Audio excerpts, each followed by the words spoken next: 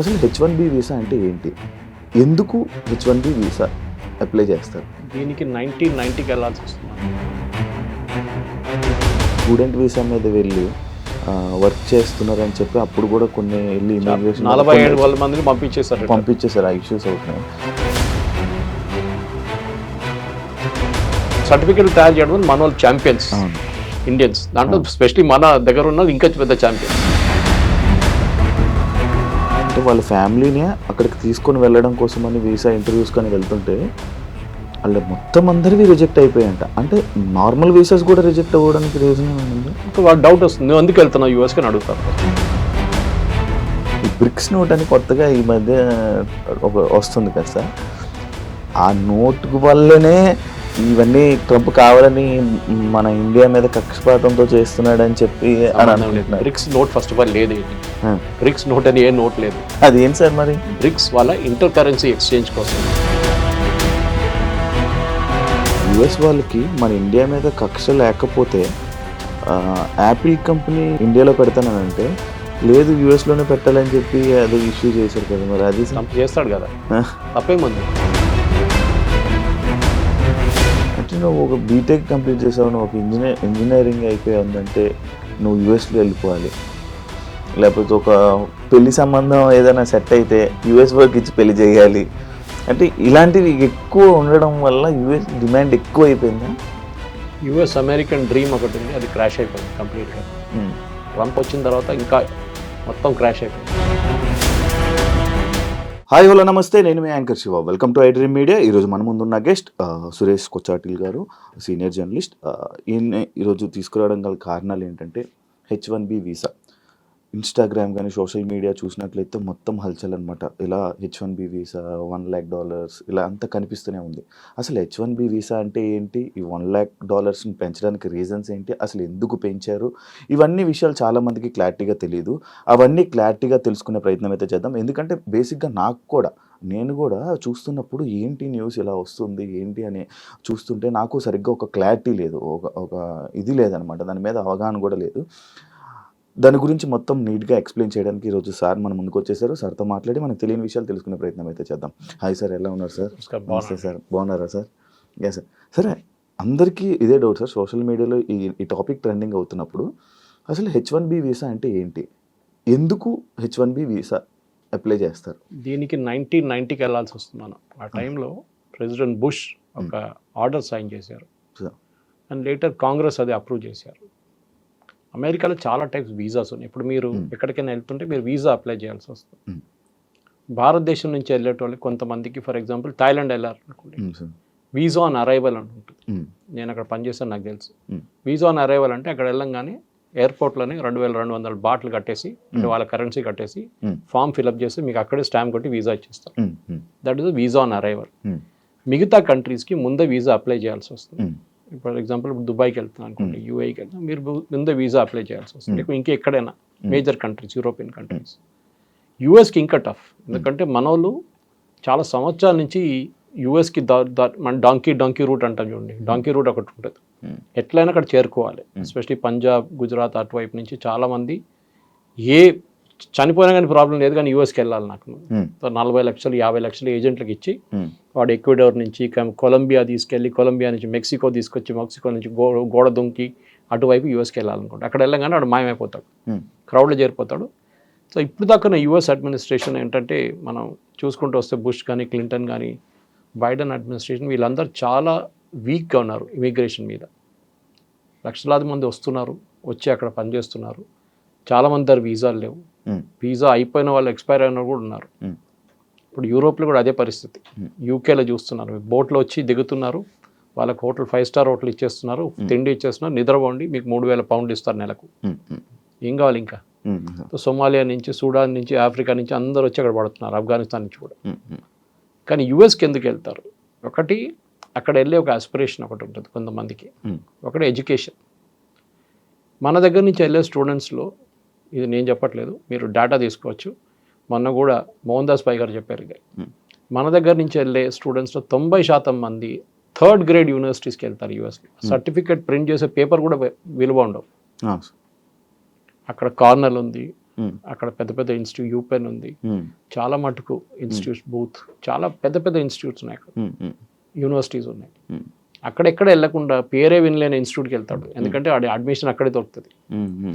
Cornell నుంచి అట్లాంటి పెద్ద పెద్ద ఇన్స్టిట్యూట్స్లో మీకు మెరిట్లోనే మీకు అడ్మిషన్ వస్తుంది, మీ రికమెండేషన్ మీద ఉంటుంది, అంటే మీ ప్రొఫెసర్స్ రికమెండ్ చేయాల్సి వస్తుంది. వాళ్ళ సెలెక్షన్ ప్రాసెస్ చాలా టఫ్, బహుశా మీకు స్కాలర్షిప్ కూడా ఇస్తారు.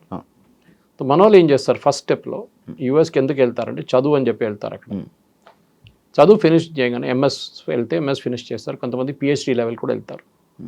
అక్కడ వెళ్ళిన తర్వాత వాళ్ళు ఏం చేస్తారు, ఓపీటీ అని ఒక దాన్ని అప్లై చేస్తారు, ఆప్షనల్ ప్రాక్టికల్ ట్రైనింగ్. ఆ ప్రాక్టికల్ ట్రైనింగ్ ఏంటంటే మీరు చదువుకున్న సబ్జెక్ట్, ఫర్ ఎగ్జాంపుల్ రోబోటిక్స్ చదువుకున్నారు, ఆ రోబోటిక్స్ని మీరు ప్రాక్టికల్గా లైఫ్లో ఇంప్లిమెంట్ చేయలేదు, మీరు థియరీ నేర్చుకున్నారు.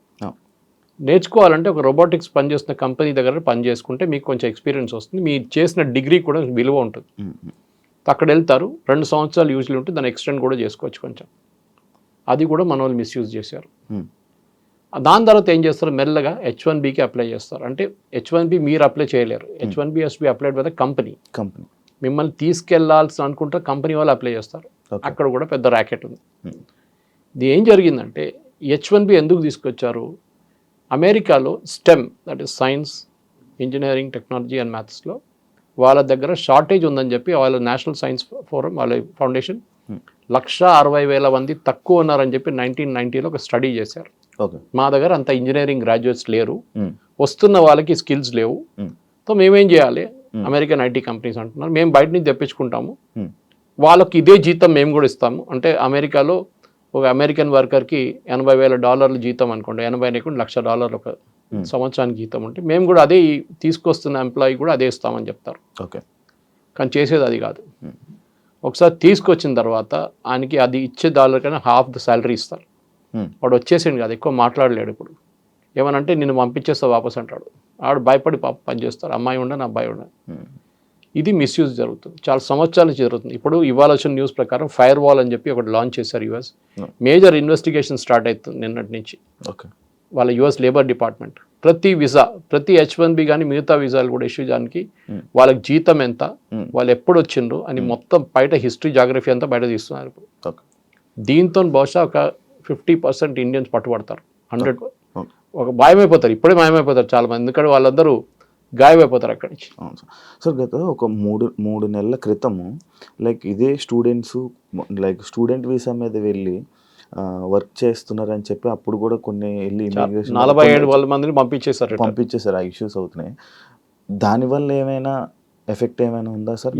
అదే మిస్యూజ్ అండి. అంటే మీరు పని చేయడానికి మీకు లీగల్గా రూల్స్ ఉంటుంది. ఈవెన్ కెనడాలో మీకు ఉంది, ఆస్ట్రేలియాలో కూడా ఉంది. కెనడా ప్రాబ్లం ఏంటంటే పాపులేషన్ చాలా తక్కువ, వాళ్ళ దగ్గర పని చేయడానికి మనుషులు లేరు. వాళ్ళ దగ్గర న్యాచురల్, ఎందుకంటే కెనడాలో మీరు ఉండే పరిస్థితిలో కొన్ని స్టేట్స్ ఉన్నాయి అనమాట, కొన్ని ఏరియాస్లోనే మీరు ఉండొచ్చు. మీతో అంతా చాలా హార్ష్ వెదర్, -30 -40కి వెళ్ళిపో అక్కడ ఉండలేరు. చైనాలో ఉన్న కెనడాలో ఉన్న కొన్ని సిటీస్లోనే అందరు ఉంటారు. వాళ్ళకి ఫామ్ ల్యాండ్ ఆపరేట్ చేయడానికి, అంటే పెద్ద పెద్ద వందలాది ఏకర్ల ఎవరు లేరు నడిపేది. సో పంజాబ్ నుంచి చాలా మందిని తీసుకెళ్లారు, and they are hard working. వాళ్ళు వెళ్ళి మొత్తం దీని అంతా ట్రాక్టర్ పెట్టి అంతా సాఫ్ చేసి ప్రొడక్షన్ మొదలు పెట్టారు. నెక్స్ట్ వేవ్ ఎడ్యుకేషన్ కోసం వెళ్ళారు. యుఎస్ యూనివర్సిటీలో అడ్మిషన్ రాని వాళ్ళు కెనడాకి వెళ్ళారు. ఐడియా ఇస్ కెనడాలో ఉండి మెల్లగా యుఎస్కి దూరిపోదాం, ఎవడు పట్టుకోడు నన్ను, ఎందుకంటే Canada US border open border, అంత పెద్ద చెక్కింగ్ ఏం లేదు. మీరు ఈజీగా మాయమైపోవచ్చు. అక్కడ వెళ్ళి గాయపేసి మీరు సడన్గా యూఎస్లో కనిపిస్తారు నెక్స్ట్ డే. యూఎస్లో ఉన్న ఐస్ అంటే డిపార్ట్మెంట్ కూడా ఉంది, వాళ్ళ ఇమిగ్రేషన్, కస్టమ్స్ అండ్ ఎన్ఫోర్స్మెంట్. వాళ్ళు ఏం చేస్తారంటే చెక్ చేయాలని రూల్ వాళ్ళ దగ్గర ఉంది, కానీ ఇప్పుడు దాకా అది చేయలేదు. ట్రంప్ వచ్చిన తర్వాత ఇప్పుడు మీరు చూస్తున్నారు లాస్ ఏంజలీస్ కానివ్వండి, న్యూయార్క్ కానివ్వండి, వాషింగ్టన్ DC కానీ రేట్ల మీద రేట్లు నడుస్తున్నాయి. రెస్టారెంట్లో పనిచేస్తున్న ఎంప్లాయీస్ని పట్టుకెళ్తున్నారు, పెట్రోల్ బంక్లో పనిచేస్తున్న పట్టుకెళ్తున్నారు. దాంట్లో చాలా మంది మన వాళ్ళే ఉన్నారు, తెలుగు స్పీకింగ్ స్టేట్స్ నుంచి. ఈ ప్రాబ్లం మీకు కేరళలో కనిపించదు. కేరళ నుంచి వచ్చే H1B మీద వెళ్ళే వర్కర్స్ అందరూ నర్సెస్. యుఎస్లో నర్సెస్ పెద్ద షార్టేజ్ ఉంది, యూరోప్లో కూడా ఉంది సేమ్ ప్రాబ్లం. సెకండ్ డాక్టర్స్ కూడా తక్కువ ఉన్నారు వాళ్ళ దగ్గర. సో డాక్టర్స్ మన దగ్గర తీసుకెళ్తారు. కానీ దీని లాజిక్ ఏంటి, H1B అనగానే highly skilled worker, exceptional skill మీకు ఉందన్నమాట, ఏ ఫీల్డ్ అయినా మీ ఫీల్డ్ నుంచి. మన దేశంలో H1B అనగానే అందరు ఐటీతో ఈక్వేట్ చేస్తారు, కాదు. H1B is for all fields. మీరు ఒక great musician, great sound recordist, okay, లేకుంటే మీరు సైంటిస్ట్, మీరు ఆస్ట్రోఫిజిస్ట్, మిమ్మల్ని కూడా H1Bలో తీసుకెళ్తారు. అక్కడ ఉన్న యూనివర్సిటీస్ తీసుకెళ్ళచ్చు, అక్కడ ఉన్న కంపెనీలు తీసుకెళ్ళచ్చు. ఒక 15 సంవత్సరాల ముందు ఈ అకాడమిక్ వాళ్ళని H1B కోటా నుంచి తీసేశారు. అంటే H1Bకి ఫర్ ఎగ్జాంపుల్ 64,000 లేకుంటే 80,000 వీసాలు ఉన్నాయి అనుకుంటే ఒక సంవత్సరానికి లిమిట్ ఉంటుంది. అకాడమిక్ వాళ్ళని దాన్ని తీసేశారు, దాన్ని కలపలేదు, సపరేట్గా పెట్టుకున్నారు, వాళ్ళకి లిమిట్ లేదు. బికాస్ అకాడమిక్స్లో బెస్ట్ ప్రొఫెసర్స్ కావాలంటే మేము బయట నుంచి తెచ్చుకోవాలని మా దగ్గర లేరండి. రేపు ఫర్ ఎగ్జాంపుల్ అమెరికాలో ఒక సాంస్క్రిట్ సబ్జెక్ట్ నేర్పియాలి ఒక యూనివర్సిటీలో అంటే వాళ్ళు ఎక్కడి నుంచి తీసుకొస్తారు సాంస్క్రిట్ ప్రొఫెసర్?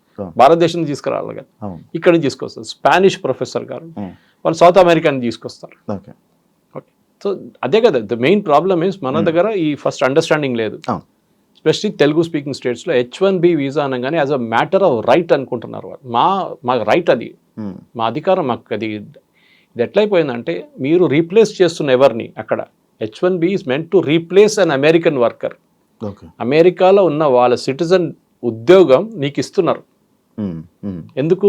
వాళ్ళ దగ్గర స్కిల్ లేదు, వాడు నేర్చుకోలేదు, వాడు కాలేజ్కి వెళ్ళలేదు, మా దగ్గర అంత సైంటిస్ట్ లేరు, లేకుంటే అంత ఇంజనీర్ లేరు, వీరిని తీసుకుంటున్నాము. పెటిషన్ ఫైల్ చేసి ఆర్గ్యూ చేయాల్సి వస్తుంది కంపెనీ ఇమిగ్రేషన్ ముందు. నేను ఎందుకు తీసుకొస్తున్నా అంటే ఒక లీగల్ కేసు లాగా ఆర్గ్యూ చేయాలి.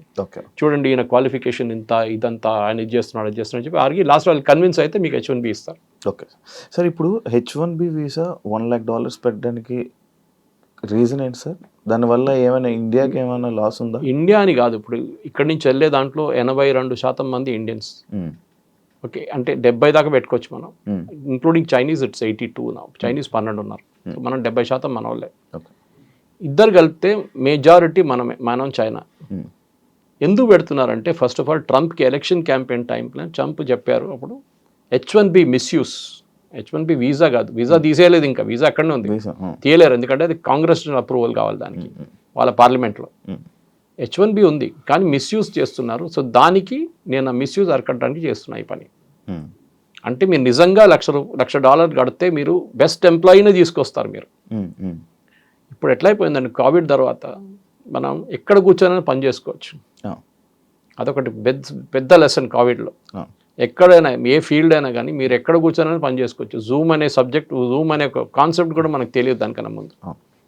జూమ్ కాల్ అనగానే ఈవెన్ నార్మల్ వీడియో కాల్స్ ఇప్పుడు జూమ్ కాల్ అంటాం, స్ట్రీమ్ యార్డ్ వాళ్ళు కూడా జూమ్ కాల్ అంటారు. ఒకప్పుడు వీడియో కాల్స్ కోసం వాడేవాళ్ళు జూమ్ కాల్. ఇప్పుడు చూడండి అది ఎట్లయిపోయిందంటే పేపర్ చదవడం మానేశారు చాలా మంది కోవిడ్ టైంలో. దాని తర్వాత పేపర్ సర్క్యులేషన్ పడిపోయింది, 50% ఉంది, ఇప్పుడు కూడా ఇంప్రూవ్ కాలేదు, రికవర్ కాలేదు వాళ్ళు. ఇది ప్రాబ్లం ఎక్కడ వచ్చిందంటే ఈ వీసా టైంలో ఇప్పుడు యూఎస్కి తీసుకెళ్లే దాంట్లో ఈ కోవిడ్ తర్వాత కూడా చాలా మట్టుకు అక్కడున్న వెళ్తున్న వాళ్ళు, ఇక్కడి నుంచి వెళ్తున్న వాళ్ళ క్వాలిఫికేషన్ చాలా తక్కువ. సో వీళ్ళేం చేస్తారంటే ప్యాడింగ్ అప్ రెజ్యూమే అంటారు దాన్ని. అంటే మీకు 5 సంవత్సరాల ఎక్స్పీరియన్స్ ఉందంటే ఇంకొక 5 సంవత్సరాలు దొంగ సర్టిఫికేట్ తయారు చేసుకుంటారు. నేను ఎప్పుడు జోక్ చేస్తాను, మన దగ్గర సాప్ వాళ్ళు దాని లేని సాఫ్ట్వేర్ మనకు యునైటెడ్ స్టేట్స్ ఆఫ్ అమీర్పేటలో దొరుకుతుందండి. అవును, ఎందుకంటే లేని కోర్సు కూడా వాళ్ళు నేర్పిస్తారు మీకు కావాలంటే. అది failure of the engineering college. Ameerpet అనే place is a reflection of what is wrong with engineering college education in Telugu speaking state. Telugu speaking స్టేట్స్లో ఇంజనీరింగ్ కాలేజ్లో చెప్పలేని సబ్జెక్టు లేకుండా ఆ సబ్జెక్ట్ మ్యాటర్ ఎక్స్పర్ట్స్ లేని వాళ్ళు అమీర్పేటలో వచ్చి నేర్పిస్తారు. వాడు అక్కడి నుంచి డైరెక్ట్ యూఎస్కి వెళ్తాడు. ఓకే, సో ఏమైందంటే ఈ స్కిల్ లెవెల్స్ మీకు ఇంప్రూవ్ చేయడానికి ప్యాడింగ్ అప్ రెజ్యూమేస్ చేస్తారు. అంటే 5 సంవత్సరాల ఎక్స్పీరియన్స్ ఉన్నవానికి 5 సంవత్సరాలు. నిన్ననే 3 రోజుల క్రితం హైదరాబాద్లో ఇమిగ్రేషన్లో ఎయిర్పోర్ట్లో ఒకరిని పట్టుకున్నారు, యూకే పోతున్న అబ్బాయిని. ఇంజనీరు, బీటెక్, ఎంటెక్ అన్నీ చేసి 5 సంవత్సరాల ఎక్స్పీరియన్స్ తర్వాత వీసా కూడా వచ్చింది మనకి యూకే నుంచి. యూకేలో కన్సల్ట్ వీసా కూడా ఇష్యూ చేశారు.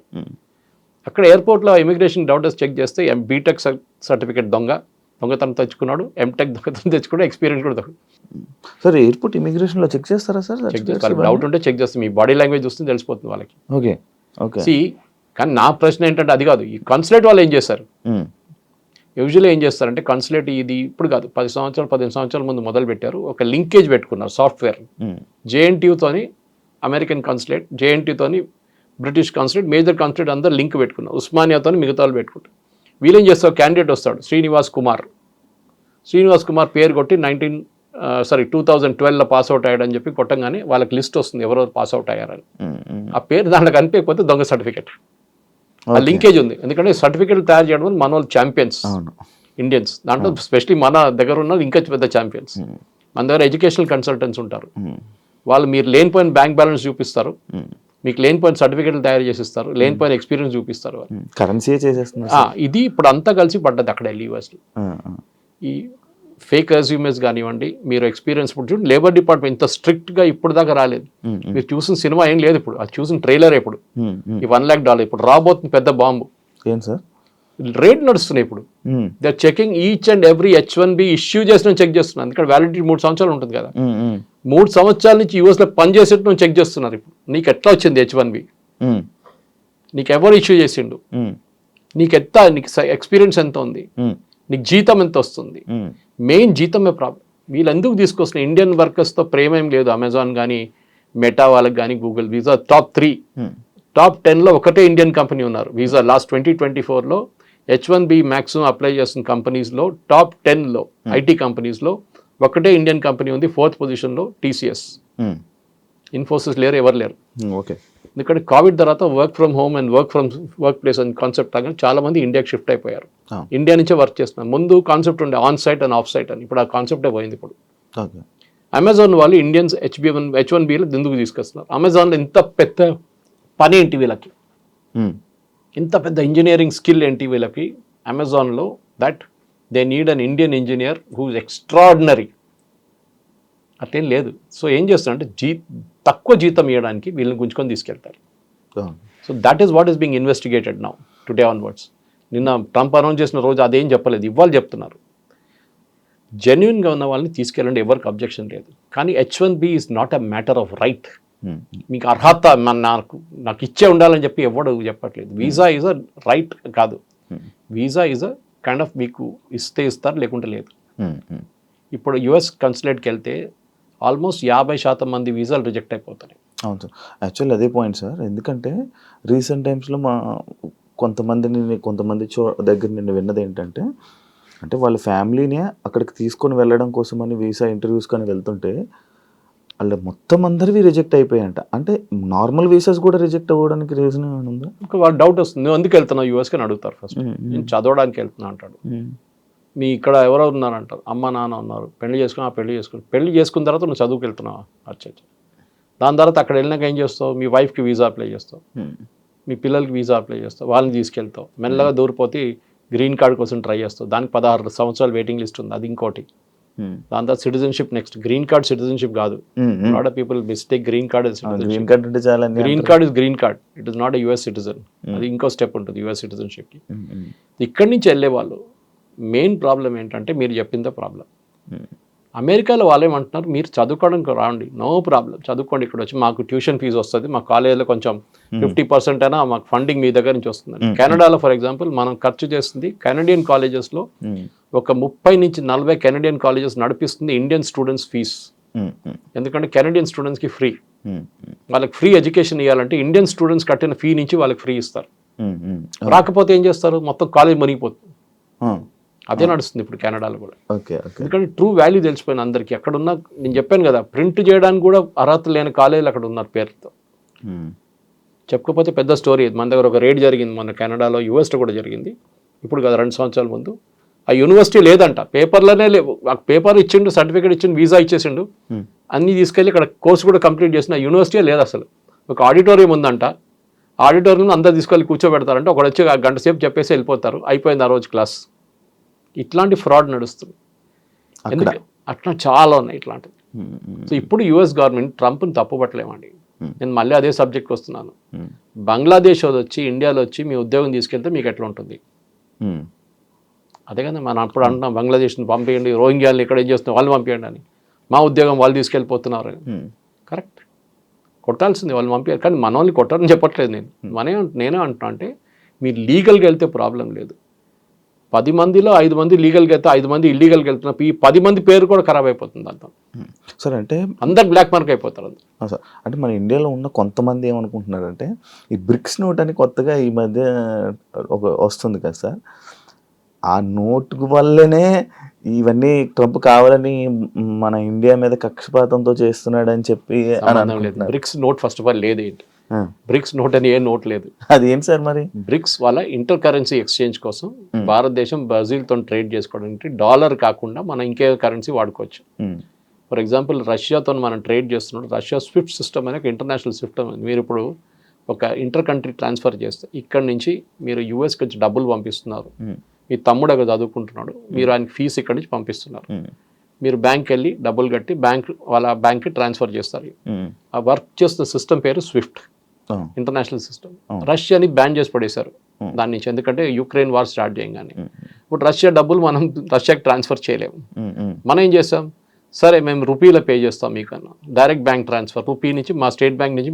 మీ రష్యన్ బ్యాంక్కి ఇచ్చేస్తారు. ఉమ్, ఉమ్. కానీ రూపీ డాలర్ కదా, డాలర్ కాగానే స్విఫ్ట్ నుంచి వెళ్ళాల్సి వస్తుంది. అవునవును సార్, షిఫ్ట్ నెంబర్ అని ఏదో ఉంటుంది. స్విఫ్ట్ SWIFT అని ఉంటుంది, ఆ నంబర్ లేదు ఇప్పుడు రష్యా. సో మనం ఏం చేస్తాం trade. So BRICS is that only. Um, um, BRICS ఏమన్నా ఆల్టర్నేటివ్ కరెన్సీ కాదు, ఏదో కొత్త కరెన్సీ యూరో తీసుకురావట్లేదు ఇక్కడ. Um, um, we're trying to kind of evolve a different system. For example మనం ఇరాన్తో ట్రేడ్, ఇప్పుడు ఇరాన్ లేదనుకోండి ఇది బ్రిక్స్లో, కానీ చెప్తున్నా ఇరాన్తో మనం ఫస్ట్ ఆయిల్ ట్రేడ్ చేసినప్పుడు అమెరికా వాళ్ళు బ్యాన్ పెట్టినప్పుడు న్యూక్లియర్ డీల్తోని ఏం జరిగిందంటే ఇరాన్ ఏమన్నారు, ఫస్ట్ వాళ్ళ లోకల్ కరెన్సీలో మనం ఇచ్చేస్తే చాలన్నారు, మనం ఇచ్చాం. ఉమ్, దాని తర్వాత మనం చెప్పి అది కూడా చేయలేము, యూఎస్ చాలా ప్రెషర్ పెడుతున్నా అంటే ఒక పని చేయండి, మాకు బియ్యం కావాలి, ఉమ్, బియ్యం, మాకు ఇన్ని మిలియన్ టన్స్ బియ్యం కావాలి, ఉమ్, మీ దగ్గర ఆ బియ్యం మాకు ఇచ్చేసేయండి, మేము మీకు ఆయిల్ ఇచ్చేస్తాం. బార్టర్ ట్రేడ్ అంటాం అన్న, పాత సిస్టమ్లో అట్లనే ఉండే, మీరు అది ఇచ్చి మేము తీసుకు. సో ఈ బ్రిక్స్తో దీనికి సంబంధం లేదు. ట్రంప్కి కోపం ఏంటంటే ఆ లాబీ చాలా పవర్ఫుల్ అయిపోతుంది. దాంట్లో రష్యా అండ్ సౌత్ ఆఫ్రికా అస్సలు పడదు, చైనా ఇంకా పడదు, మిగిలింది ఎవరు? ఇండియా కదా. ఇండియా మీద టార్గెట్ చేస్తారు. సో ఇండియాని టార్గెట్ చేయడంలో ఇండైరెక్ట్లీ వీళ్ళు ముగ్గురు ఉన్నారని చెప్పి టార్గెట్ చేస్తున్నారు. కానీ బ్రిక్స్కి దీనికి సంబంధం లేదు. It is nothing do with it is basically ఆయన ఎలక్షన్ క్యాంపెయిన్లో చెప్పిన మాట చేస్తున్నాడు. ఎలక్షన్ క్యాంపెయిన్ చెప్పాడు, నేను రాగానే ఇమిగ్రేషన్ పెట్టి H1B వాళ్ళని అందరిని తీసేస్తా అని చెప్పి. అప్పుడు డిఫెండ్ చేయడానికి వచ్చిన ఎవరు? ఎలాన్ మస్క్ ఏమన్నారంటే H1B వర్కర్స్ వస్తున్న దాంతో పాటు మనకి యూఎస్లో ఇన్నోవేషన్ ఇంప్రూవ్ అవుతుందన్నారు, విచ్ ఇస్ కరెక్ట్. ఇక్కడ నుంచి ఫస్ట్ ఎర్లీ స్టేజెస్లో H1Bలో 90s అండ్ ఎర్లీ 2000 వెళ్ళిన వాళ్ళు చాలామంది ఇన్నోవేటివ్ ప్రోడక్ట్స్ తీసుకొచ్చారు. మన దేశంలో ఒక్క ఇన్నోవేటివ్ ప్రోడక్ట్ కూడా మీరు చెప్పండి ఏదైనా తయారు చేసింది. ఒక ఐప్యాడ్ తయారు చేసామా మనం? ఐపాడ్ తయారు చేసామా? ఏం తయారు చేసాం చెప్పండి మనం? We are services country. ఐటీ కూలీ అని నేను వర్డ్ వాడను, అది it is a derogatory word. కానీ మనం చేస్తున్న సర్వీసెసే. అక్కడ ఉన్న అమెరికన్ కంపెనీకి ఇక్కడ నుంచి అవుట్సోర్స్ చేశారు, మనం సర్వీస్ చేస్తున్నాం. వాళ్ళ బ్యాక్ ఎండ్ మెయింటైన్ చేస్తున్నాం, వాళ్ళ అకౌంట్స్ మెయింటైన్ చేస్తున్నాం, అకౌంట్ రిసీవబుల్స్ మెయింటైన్ చేస్తున్నాం, అన్నీ మనం చేస్తున్నాం ఇక్కడ నుంచి. అంతే. అదే సార్, ఇప్పుడు యుఎస్ వాళ్ళకి మన ఇండియా మీద కక్ష లేకపోతే యాపిల్ కంపెనీ ఇండియాలో పెడతానంటే లేదు యుఎస్లోనే పెట్టాలని చెప్పి అది ఇష్యూ చేశారు కదా, మరి అది ట్రంప్ చేస్తాడు కదా. సిద్ధరామయ్య ఏమో బెంగళూరులో పెట్టమంటారు, మన కంట్రీలోనే కాంపిటీషన్ ఉంది. అమెరికా ఏమంటారు, మా ఆధార్ పెట్టండి, మా దగ్గర 50,000 మందికి ఉద్యోగం వస్తుంది, ఇక్కడ పెట్టండి అని. అక్కడ ఎందుకు పెడుతున్నావు అని చెప్తారు. చెప్పాల్సిన చెప్తాడు అంతే, వినాల్సిన వింటాడు. అంటే ఇలాంటి సిచ్యువేషన్స్ ఒకటి చూసుకుంటే అది Trump is a businessman. ఆయన real estate dealer, real estate company నడిపిస్తాడు. ఆయన మాట్లాడే లాంగ్వేజ్ అది ఇది అంటే చేస్తావా లేదా అట్లా మాట్లాడతారు డైరెక్ట్. మన దగ్గర రియల్ ఎస్టేట్లో అట్లా కాదు, కానీ ట్రంప్ లాంగ్వేజ్ అది. ఇది స్ట్రైట్ ఫార్వర్డ్ డీలర్. నాకు ఎంత వస్తుంది చెప్పు, నీకు ఇంత ఇస్తాను నేను కథ. ఇది డీల్ అన్నమాట. సో ట్రంప్ చేసేది అన్నీ ఆయనకి అమెరికన్. నిన్ను కూడా CNN ఒక ఒపీనియన్ పోల్ వచ్చింది చూశాను నేను. And CNN is anti Trump. దాంట్లో కూడా చాలా మంది అమెరికన్ ట్రంప్ని సపోర్ట్ చేస్తున్నారు ఇప్పుడు 2-3 దాంట్లో. ఒకటి ఎకానమీ, సెకండ్ క్రైమ్, చాలా క్రైమ్ ఎక్కువ ఉండే అక్కడ. ఎస్పెషలీ వెనిజువేలా నుంచి వచ్చిన గ్యాంగ్లు, కొలంబియన్ గ్యాంగ్స్ వచ్చి అక్కడ రేప్లు, మర్డర్లు అన్నీ చేశారు యూఎస్లో చాలా సిటీ. వాళ్ళందరినీ పంపించేశారు, మిగతా వాళ్ళని అందరు జైలు వేసేశారు. మూడవది ఎంప్లాయ్మెంట్ టు యూఎస్. అది ఇంకా వాళ్ళు హోప్లో ఉన్నారు. యూఎస్లో మ్యానుఫ్యాక్చరింగ్ తిరిగి రాదు, మర్చిపోండి. కార్ మ్యానుఫ్యాక్చరింగ్ రాదు, స్టీల్ మ్యానుఫ్యాక్చరింగ్ రాదు. చైనా తీసుకెళ్ళిపోయింది, అది ఒకవైపు మెక్సికో తీసుకెళ్ళిపోయింది, ఇంకోవైపు కెనడా తీసుకెళ్ళిపోయింది. మీ అమెరికాకి ఇప్పుడున్న ఎగ్జిస్టింగ్ టాలెంట్లో basically high technology which they are really good, దాంట్లో డౌట్ లేదు. ఫర్ ఎగ్జాంపుల్ నివిడియా చిప్స్ గురించి మాట్లాడుతున్నాం, వాళ్ళు పెద్ద ఒక ప్లాంట్ పెడుతున్నారు అక్కడ. ఎందుకు? ఆ chips is very very critical for AI గురించి. ఏఐలో యూజ్ చేయడానికి అట్లాంటి హై పవర్ఫుల్ చిప్స్ కావాలి మనకి, ఏఐ సిస్టమ్స్ వర్క్ చేయడానికి. మిగతా చాలా ఉన్నాయి, పవర్ కావాల్సి వస్తుంది, మిగతా రిక్వైర్మెంట్ చాలా ఉన్నాయి. కానీ నివిడియాని అక్కడ తయారు చేయమంటున్నా అంటే ఇండియాలో తయారు కావట్లేదా? ఇండియాలో కూడా అవుతుంది, తైవాన్లో అవుతుంది, చైనా తయారు చేస్తున్నారు చిప్స్. సో యూఎస్ ఏమంటున్నారంటే, మేము ట్రంప్ చెప్పారు కూడా ఒకసారి, మాకు అండర్వేర్లు బెనియన్ తయారు చేయడం మాకు వద్దు అన్నాడు, ఆ బిజినెసే మాకు వద్దు అన్నాడు. ఎవరు అడిగారు, అది కూడా తీసుకొచ్చి మాకు అదంతా వద్దు, మాకు high value products, which is correct strategy, తప్పేం లేదు దాంట్లో. అవును సార్, యుఎస్కి సంబంధించిన అండర్వేర్ కంపెనీస్ మన ఇండియా నుంచే ఉన్నాయంట కదా. ఫర్ ఎగ్జాంపుల్ కీటెక్స్ మన దగ్గర వరంగల్లో పెట్టిన ప్లాంట్స్, కేరళ నుంచి ఉన్న సాబు జేకబ్, ఆంధ్రాలో కూడా. సో సాబు జేకబ్ గారు is the number 2 supplier in US. అక్కడున్న మేజర్ సూపర్ మార్కెట్స్కి, మాల్స్కి, అక్కడున్న మేజర్ ఇంపోర్ట్ కంపెనీస్కి సప్లై చేసే children's inner wear Little Star అంట ఆ బ్రాండ్ని. ఆయన నంబర్ 1. ఆయన కూడా ఇప్పుడు 50% పడగానే బాంబు పడ్డది ఆయన మీద కూడా. ఆయన ఏం చేస్తాడు, ఇండియాలో స్టార్ట్ చేసేసాడు అమ్మమ్మడు. ఇప్పుడు దాకా ఇండియాలో అమ్మలేదు, ఇప్పుడు ఇండియాలో ఒక్కొక్క రోజు 3-4 ఓపెన్ చేస్తున్నాడు అవుట్లెట్స్. 1000 అవుట్లెట్స్ ఓపెన్ చేస్తాడంట ఒక సంవత్సరం లోపల. నేను అదే టర్న్ ఓవర్ ఇండియాలో చేసుకుంటా అంటున్నాడు ఆయన. సో ఎక్స్పోర్ట్ బ్యాన్తో సంబంధం లేదు. మన దగ్గర ఏం ప్రాబ్లం ఎక్కడ వచ్చిందంటే, మనం చాలా మటుకు యూఎస్ మీద డిపెండెంట్ అయిపోయాం. సార్ అదే యాక్చువల్లీ మన ఇండియన్స్ మొత్తం యూఎస్ మీద డిపెండ్ అయిపోయారా? ఇప్పుడు నిన్న అశ్విని వైష్ణవ్ గారు ఒక స్టేట్మెంట్ ఇచ్చారు, I'm shifting to Zoho software అన్నారు. Zoho is a pure home bound software, తమిళనాడులో ఏదో విలేజ్లో తయారు చేసిన software. And Sridhar Vembu, Zoho corporation, ఆయన చాలా పెద్ద స్టేట్మెంట్ అది. ఎందుకంటే మోదీ గారు బై ఇండియా అని చెప్పి, మేడ్ ఇన్ ఇండియా ప్రోడక్ట్ కొనండి అని చెప్పి మొన్న నేషన్ అడ్రస్ చేశారు. మేడ్ ఇన్ ఇండియా ప్రోడక్ట్ అంటే ఇండియాలో తయారు చేసిన వస్తువులు కొనాలి, కరెక్ట్ అది. కానీ మీకు ఎట్లా తెలుసు అండి, Pepsi is a made in India product or American product? American product కాదు, ఇండియాలో తయారు చేస్తున్నారు. పెప్సీ సార్ ఇండియాలో తయారు చేస్తున్నారు, brand name is US brand name, తయారు చేస్తున్న ఇండియన్ కంపెనీ పెప్సీ ఇండియా. దాని నుంచి ఒక 2% రాయల్టీ ఇస్తారు యూఎస్కి. ఇక్కడ నుంచి డబ్బులు అక్కడ తీసుకెళ్ళట్లేదు, డబ్బులు ఇక్కడే ఉంటుంది. మీరు మెక్డానల్డ్స్ ఉంది, మెక్డానల్డ్స్ ఎవరు? ఇండియన్ కంపెనీ నడిపిస్తున్నారు, వాళ్ళ బ్రాండ్ వాడుకుంటున్నారు. అట్లా చాలానే అట్లాంటివి. సో మేడ్ ఇన్ ఇండియా అనగానే మీరు అంతా యూఎస్. ఎవడో వెళ్ళినాడు, అరే కేఎఫ్సీ మీద వెళ్ళి రాళ్ళు విస్తరదాం అనేది పిచ్చోళ్ళు. KFC is again run by an Indian company. So వాళ్ళ బ్రాండ్ యూజ్ చేస్తున్నారు అంతే. సో మీరు దానంటే వాడక్కర్లేదు. మేడ్ ఇన్ ఇండియా అనగానే డెఫినెట్లీ మనం చాలా ప్రోడక్ట్స్, ఫర్ ఎగ్జాంపుల్ యాపిల్ వస్తుందండి, కెనడా నుంచి వస్తుంది, మీరు చూసుంటారు సూపర్ మార్కెట్లలో. మనం వెళ్ళి కొలుతారు ఏంటంటే, మేడ్ అది ఫ్రమ్ కెనడా అని రాస్తుంది, మా ఇంటికి వెళ్ళి ఆ స్టిక్కర్తో సహా మా టేబుల్ మీద పెడతాను. మామూలు ఇంటికి ఎవరైనా వస్తే అది చూస్తారు, కెనడా నుంచి యాపిల్ తీసుకొచ్చాడు ఈయన. ఒక ఈగో ఇష్యూ ఉంది మనకి ముందు 90s, 2000లో బయట నుంచి ప్రోడక్ట్స్ చాలా తీసుకొస్తున్నాయి. మేము కేరళ నుంచి, మా దగ్గర దుబాయ్ నుంచి ఎవరైనా వస్తే ఆ టైంలో 90s, నేను చిన్నపిల్లలప్పుడు స్కూల్ నుంచి కాలేజ్ బయటకు వచ్చిన టైంలో ఏం చేస్తామంటే, వాడు పర్ఫ్యూమ్లు ఒక పెద్ద డబ్బా తీసుకొస్తాడు. అక్కడ ఏం పని చేస్తాడు అడగాడు, పాపం ఆడు ఏదో కష్టపడి ఎక్కడో పని చేస్తుంటాడు, హోటల్లోనో ప్లేట్ వాషింగ్లోనో ఏదో చేస్తుంటాడు. అదంతా ఇడిసేసి ఆయన వస్తున్నాడు పర్ఫ్యూమ్లు ఒక 10 బాటిళ్ళు, 10 టీ-షర్ట్లు, 10 షార్ట్స్, ఇదన్నీ తీసుకొచ్చి అందరికి పంచి పెడతాడు. సో మనం ఏమనుకుంటాం, అరే ఇదంతా చాలా ఇదని. ఇప్పుడు ఎవడైనా వస్తున్నాయి, అక్కడ ఏం తీసుకురాడు. ఇప్పుడు ఇండియాలోనే ఉంది దానికన్నా ఎక్కువ. So we're making our own products in India. మనం రాకెట్లు తయారు చేస్తున్నాం, మనం శాటిలైట్స్ తయారు చేస్తున్నాం, we're making our own cars. మనం ఏం చేయట్లేదు చెప్పండి, ఇప్పుడు డ్రోన్స్ తయారు చేస్తున్నాం, we're making everything ourselves. So made in India ఫిలాసఫీలోనే మీరు చాలా మటుకు యూఎస్ మీద డిపెండ్ కాక్కర్లేదు. కానీ ఎప్పుడు కూడా మనకు ప్రాబ్లమ్స్ ఉన్నాయి. ఫర్ ఎగ్జాంపుల్ మన దగ్గర కమర్షియల్ ఎయిర్క్రాఫ్ట్, బోయింగ్ అని ఎయిర్బస్ మీద డిపెండ్ అవుతున్నాం. మన దగ్గర ఇంకా ప్రొడక్షన్ కాలేదు, చైనా స్టార్ట్ చేసేసారు ఇప్పుడు. అది పెద్ద ప్రాజెక్ట్, అది ఇప్పుడు కాదు, నెక్స్ట్ 50 సంవత్సరాలు కూడా కాదు అది. ఎందుకంటే మన దగ్గర వాల్యూమ్ ఉండదు. మనం ఎంత 300 ఎకరాలు కొంటాం ఒక సంవత్సరానికి కావాలంటే, అది కూడా మ్యాక్సిమం. ఆ వాల్యూమ్తో సస్టైన్ చేయలేము, టెక్నాలజీ వేరే అది. కానీ ఫైటర్ ఎయిర్క్రాఫ్ట్ చూడండి, తేజస్ కానివ్వండి, నెక్స్ట్ జనరల్ అక్మా తీసుకొస్తున్నాం. దానికి సాఫ్రాన్ ఇంజిన్ ఫ్రాన్స్ తీసుకొచ్చి మనం హైదరాబాద్లోనే తయారు చేస్తున్నాం దాన్ని. ఈవెన్ నెక్స్ట్ రఫాల్ మోడల్, రఫాల్లో మొత్తం ఫ్యూసిలాజ్ హైదరాబాద్ తయారవుతుంది టాటా కంపెనీతో. సో మనం చాలా మటుకు మేడ్ ఇన్ ఇండియా చేస్తున్నాం. కానీ యూఎస్ మీద డిపెండెన్సీ, యూఎస్ ఏమైపోయిందంటే, లోకంలో పోలీస్ మ్యాన్ అని ఫస్ట్ చెప్పారు. ఆఫ్ఘనిస్తాన్కి ఎందుకు వెళ్ళారు, సిరియాకి ఎందుకు వెళ్ళారు, సొమాలియాకి వెళ్ళి అక్కడ గొడవ, ఎక్కడ పోయినా అమెరికా ఏ దేశంలో పోయినా కానీ వాళ్ళు మొత్తం ధ్వంసం చేసే బయటకు వచ్చారు. మీరు ఆఫ్ఘనిస్తాన్ తీసుకోండి, ఇరాక్ తీసుకోండి, you go to Syria, Lebanon, ఎక్కడ వెళ్ళినా కానీ, వియట్నాంతో స్టార్ట్ అయింది అమెరికా డిజాస్టర్. ఒక్క మాట కూడా అమెరికా ఒక్కటే చాలా కేర్ఫుల్ ఉంటారు. వాళ్ళ సాయిల్ మీద కొట్లాడరు, ఎప్పుడు యుద్ధం ఉండదు. రెండోసార్లు వాళ్ళ మీద యుద్ధం అని చెప్పలేం, అటాక్ జరిగింది. ఒకటి పర్ల్ హార్బర్లో జాపనీస్ అటాక్ చేశారు, నెక్స్ట్ 9/11లో ప్లేన్ తీసుకొచ్చి ట్విన్ టవర్స్ మీద కొట్టారు. Only twice. అది కాకుండా ఎప్పుడైనా అమెరికా ఇంకొక దేశంలో వెళ్ళి అక్కడ కొట్లాడి మొత్తం అక్కడ ధ్వంసం చేసి బయటకు వచ్చేస్తారు. వియట్నాంతో Vietnam was big disaster.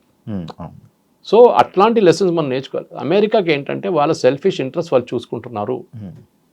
Modi గారు వెళ్ళి రేపు నేను బంగ్లాదేశ్ వాళ్ళకి ఉద్యోగం ఇస్తా అంటే మోదీ గారిని రేపు తీసి కింద పడేస్తారు అక్కడ ఉన్న ప్రజలు. మాకు ఉద్యోగం కావాలి, బంగ్లాదేశ్ వాళ్ళకి వద్దు అని చెప్పేసి. అదే పాలసీ ఆయన ఫాలో చేస్తున్నాడు. He's catering to his constituency. ఆయన ఓటర్ల కోసం ఆయన ఏమైనా చేస్తాడు. సార్ మన ఇండియాలో ఎక్కువగా మన తెలుగు వాళ్ళు అంటే నువ్వు ఒక బీటెక్ కంప్లీట్ చేసావు, నువ్వు ఒక ఇంజనీరింగ్ అయిపోయిందంటే నువ్వు యుఎస్లో వెళ్ళిపోవాలి, లేకపోతే ఒక పెళ్లి సంబంధం ఏదైనా సెట్ అయితే యుఎస్ వర్క్ ఇచ్చి పెళ్లి చేయాలి అంటే ఇలాంటివి ఎక్కువ ఉండడం వల్ల యుఎస్ డిమాండ్ ఎక్కువ అయిపోయిందా? యుఎస్ అమెరికన్ డ్రీమ్ ఒకటి ఉంది, అది క్రాష్ అయిపోయింది కంప్లీట్గా. ఇప్పుడు ట్రంప్ వచ్చిన తర్వాత ఇంకా మొత్తం క్రాష్ అయిపోయింది, క్రాష్ ల్యాండింగ్ అయిపోయింది కంప్లీట్గా. ఫస్ట్ ఆఫ్ ఆల్ మనం ఏం చేస్తున్న పెద్ద తప్పు ఏంటంటే we should never antagonise American workers. అంటే అమెరికాలో ఉన్న వాళ్ళ వర్కర్స్ని మీరు పనికిరాదు, మీరు ఇంట్లో కూర్చోండి, మేము వచ్చాం మీ పని చేయడానికి అని చెప్పకూడదు. అది ఎప్పుడు చేయకూడదు, చేసాం మనం. ఇప్పుడు చూడండి, ఇవాళ as we speak department of labour ఒక ఇన్వెస్టిగేషన్ ఓపెన్ చేశారు, ప్రాజెక్ట్ ఫైర్ వాల్ అని చెప్పి యుఎస్లో.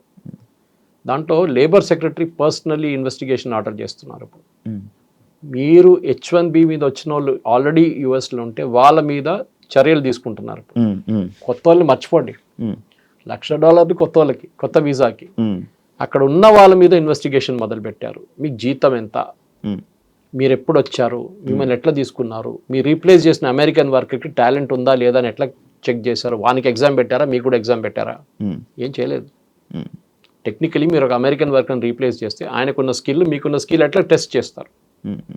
ఒక రూమ్లో 50 మంది H1B వర్కర్స్, 50 మంది అమెరికన్స్ పెట్టి టెస్ట్ పెడితే తెలిసిపోతే ఎవరికి ఎంత తెలుసు అనేది. అదేం చేయకుండా H1B ఫ్రాడ్ నడుస్తుందని వాళ్ళ అంచనా. ఇప్పుడు మీడియం శాలరీ గురించి మాట్లాడుతున్నప్పుడు, మీడియం శాలరీ అంటే యావరేజ్ శాలరీ H1B వీసాలు వెళ్ళే వాళ్ళది ఇప్పుడు as per records, American records, government record $1,22,000 per year. Highest is 132 చూపిస్తుంది. ఇప్పుడు 122 ఇస్ యావరేజ్ మీడియం. కానీ 122 ఇస్తున్నారా? అది చాలా పెద్ద ప్రశ్న. 122 ఇస్తే వాళ్ళు $1,00,000 గడ్డానికి వాళ్ళకి ప్రాబ్లం లేదు, because this guy so skilled. కానీ కాదు కదా, అక్కడే జరుగుతుంది. సో ఈ డిపార్ట్మెంట్ ఇప్పుడు ఏం ఇన్వెస్టిగేట్ చేస్తున్నారంటే ఈ కంపెనీలు ఎవరైనా ఈ ప్రాబ్లం ఏంటంటే H1Bలో చాలా స్టెప్స్ ఉన్నాయి. చిన్న ఒక తప్పు జరిగితే కూడా you company will face a major penalty. ఇప్పుడు అదే జరగబోతుంది. అండ్ దట్ టు మెస్టర్ అమెరికన్ కంపెనీస్, అదే అన్నిటికంటే పెద్దది. ఉన్నది ఒకటే, మన ఫస్ట్ 10లో TCS ఒకటే నేను చెప్పాను.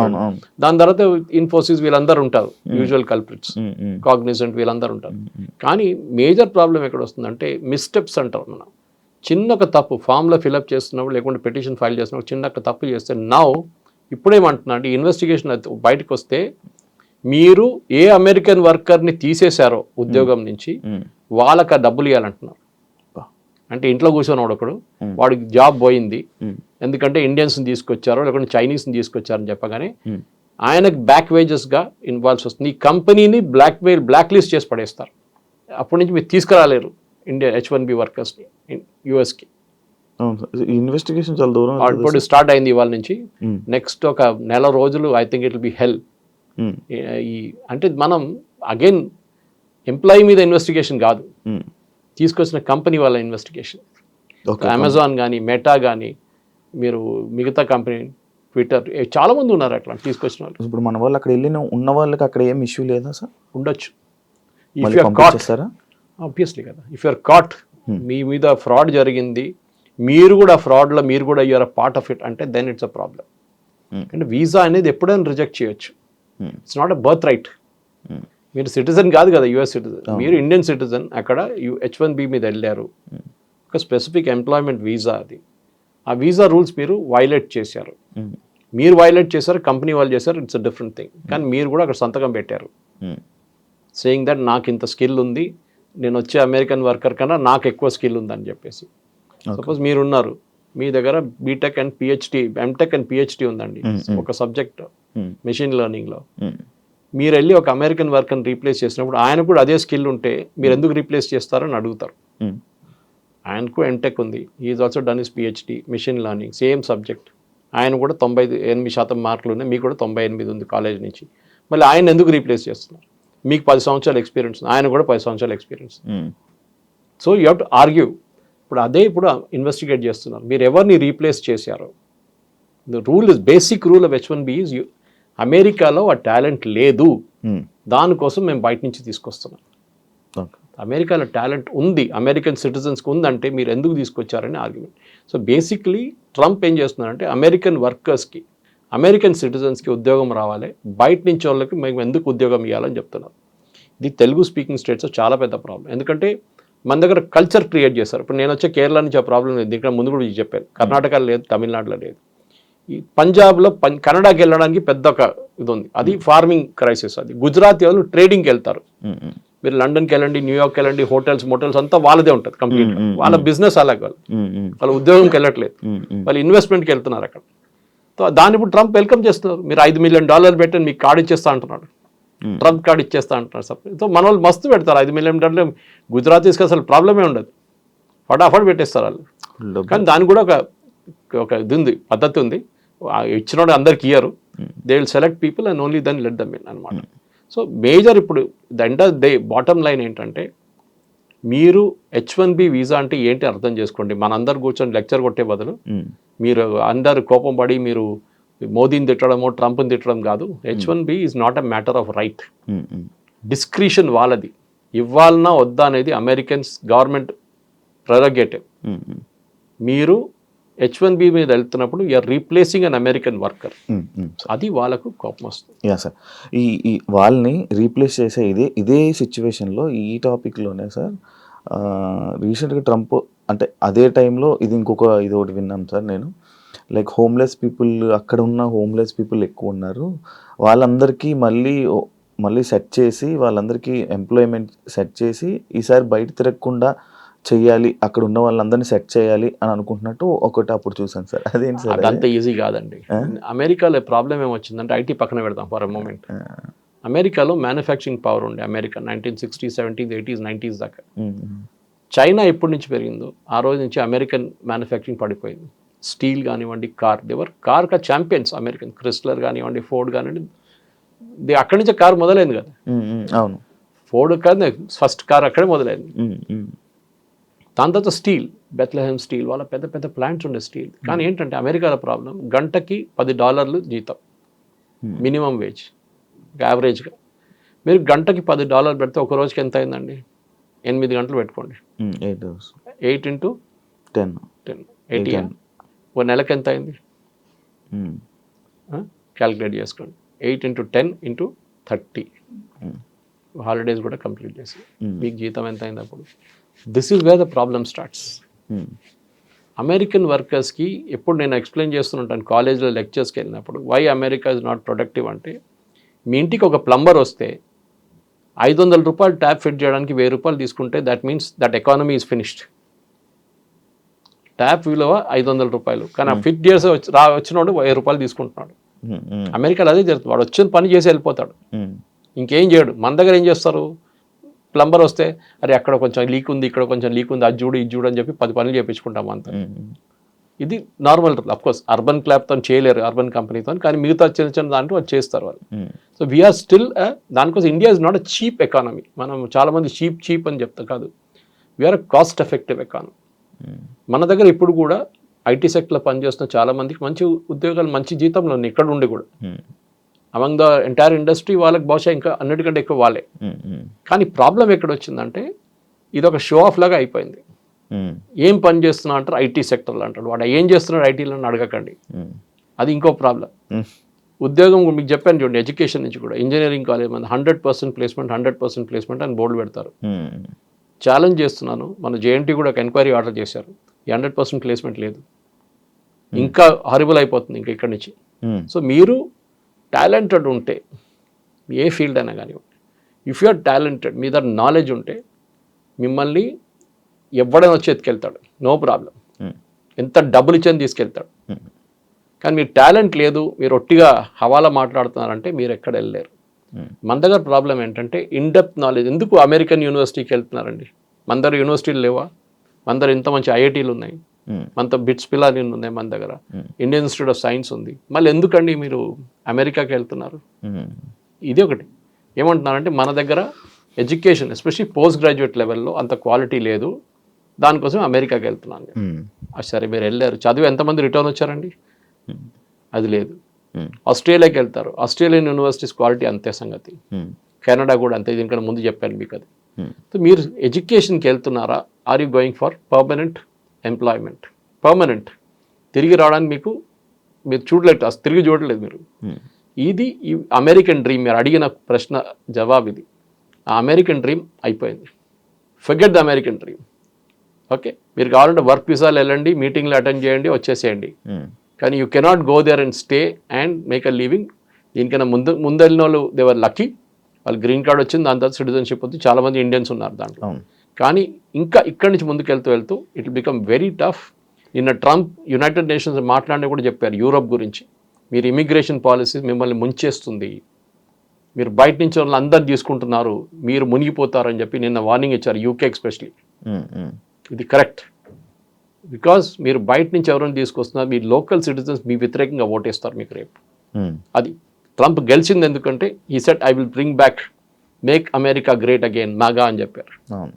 ఆ కాన్స్టిట్యున్సీ కోసమే ట్రంప్ పనిచేస్తున్నారు, ఇంకా ఎవరి కోసం పనిచేయట్లేదు. అయితే సార్ మ్యానుఫ్యాక్చరింగ్ అంతా మనకి సగం ఒక 50% మనం ఎక్స్పోర్ట్ ఇది చేసేది మొత్తం మనం చైనా నుంచే కదా సార్. అయితే ఈ H1B ఈ వీసా రేట్లు ఎప్పుడైతే $1 lakh చేశారో ఇదే టైంలో చైనా లైక్ కే వీసా అని చెప్పి ఒకటి రిలీజ్ చేయడం జరిగింది. అంటే ఇప్పుడు ఇక్కడ చాలామంది అటు షిఫ్ట్ అయిపోయే అవకాశాలు ఏమైనా ఉన్నాయి? ఎందుకు చైనా మ్యానుఫ్యాక్చరింగ్లో ఒక టైంలో క్వాలిటీలో వాళ్ళు చాలా హారబుల్ ఉండేవాళ్ళు. మన అందరు జోకులు కొడుతుంది, 6 నెలలు పనిచేస్తుంది చైనా ప్రోడక్ట్, సీరియల్ బల్బ్ ఉండొచ్చు, లేకుంటే హీటర్లు ఉండొచ్చు.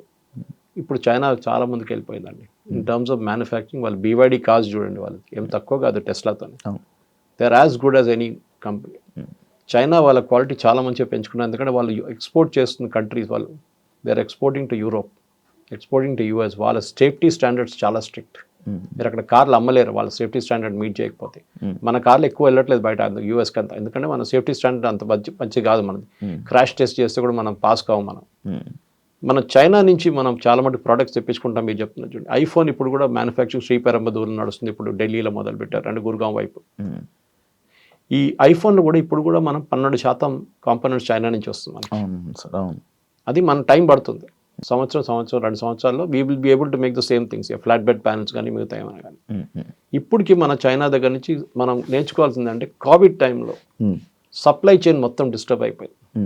ఫర్ ఎగ్జాంపుల్ మనం ఫార్మస్యూటికల్స్లో మనం బేసిక్ ఫార్మస్యూటికల్స్ మర్చిపోయి APIs అంటారు దాన్ని, మనం దాన్ని మర్చిపోయి, అంటే బేసిక్ రా మెటీరియల్ మనం ముందు తయారు చేస్తుండే పటాన్చెరులో జీడి మెట్లంతా, అది మనం ఏమన్నా దాని వాల్యూ అడిషన్ లేదు. గ్రానైట్ రాయి ఇచ్చే బదులు దాన్ని కోసి అంత పాలిష్ చేసి గ్రానైట్ కాబట్టి నాకు ఇంకా 10,000 10 times or 20 times వాల్యూ వస్తుందని చెప్పి we got in to formulations. ఇప్పుడు మన ఫైనల్ ప్రోడక్ట్ తయారు చేసి డాక్టర్ రెడ్డీస్ కానివ్వండి, భారత్ బయోటెక్ కానివ్వండి, BE కానివ్వండి, ఎవరైనా కానివ్వండి, వీళ్ళు తయారు చేసి పంపిస్తున్నారు USకి. దానికోసం 50% డ్యూటీ వేసినప్పుడు, టారిఫ్ వేసినప్పుడు ఫార్మస్యూటికల్స్ లేదా లిస్ట్లో చూసారా మీరు? ఎందుకు? ఫార్మస్యూటికల్స్ మీద ఉండాలి కదా. ఎందుకంటే అమెరికన్ కన్స్యూమర్కి అన్నిటికంటే చీపెస్ట్ డ్రగ్ అమ్ముతుంది భారతదేశం నుంచి, మోస్ట్ కాస్ట్ ఎఫెక్టివ్ డ్రగ్ మన దగ్గర నుంచి వెళ్తుంది. India the pharmacy capital of the world అంటాం. 2 కేటగిరీస్ ఎగ్జామ్ చేశారు దాని నుంచి, ఒకటి IT సెక్టర్, ఇంకోటి ఫార్మసీ. ఎందుకంటే బేసిక్లీ IT సెక్టర్ పెడితే అమెరికన్ కంపెనీస్కే నష్టమవుతుంది, వాళ్ళ బాటమ్ లైన్ పోతుంది, కంప్లీట్ వాళ్ళ నష్టాలు వచ్చేస్తారని చెప్పి IT కంపెనీస్ మీద ఏం పెట్టలేదు. అదే టైంలో ఫార్మా కూడా పెట్టలేదు, ఎందుకంటే భారతదేశం నుంచి ఫార్మా రావాల్సిందే. ఎందుకంటే $50 మీరు ఎక్కువ చేస్తే కట్టాల్సింది అమెరికన్ కన్స్యూమర్, ఇండియన్ కంపెనీ కాదు. టారిఫ్ కూడా ఎవరు కడుతున్నారు? అమెరికాలో ఎవరు ఇంపోర్ట్ చేస్తున్నారు ఆ కంపెనీ కడుతున్నారు. వాళ్ళు ఏం చేస్తారు, అది కన్స్యూమర్ తీసుకుంటారు డబ్బులు. ఇండియన్ కంపెనీకి ఏం కావట్లేదు.